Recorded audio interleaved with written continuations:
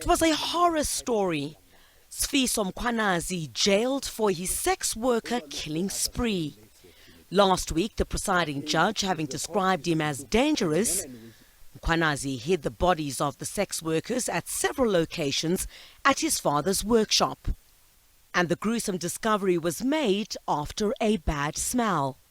Mkhwanazi's father, who speaks out for the first time since the sentence, remembers that day. It's been almost about 2 years now. It's coming to about 2 years. The caretaker called me in the morning and then told me that there is a funny smell. He had come to wash his car. So he called me, I came, it was Sunday, and we tried to investigate, me and him, and then that's where we found there was a body that was in a room. So we called the police. Then when we asked the security what happened, they said they saw the boy who was apparently sentenced. They said they saw him with that lady who was being murdered. And then the police was here all day. They discovered the body. And then all of a sudden about 2 o'clock they left. So when we're busy trying to see if we get the place cleaned up, that's where we found out there is more bodies down the other 3, 4, 5 bodies, plus the one that make it 6. So the police had to come back and then had to comb the whole place to make sure that there is no any other body. And sitting through the trial, hearing how his son murdered and raped the women.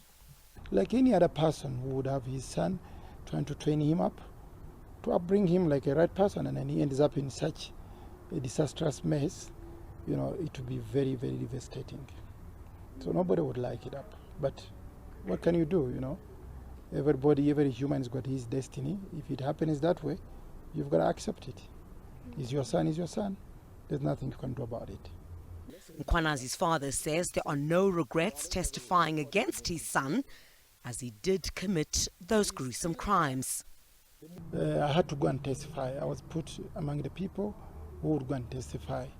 And I had to, because not only me, there were about 6, 7 people, including the sex workers, the household had to testify, and the caretaker had to testify. So I had to go in a dock and testify all what I saw, and then what I spoke to him as a father, and what was his response concerning all these murders. So I had to give all the evidence that I had.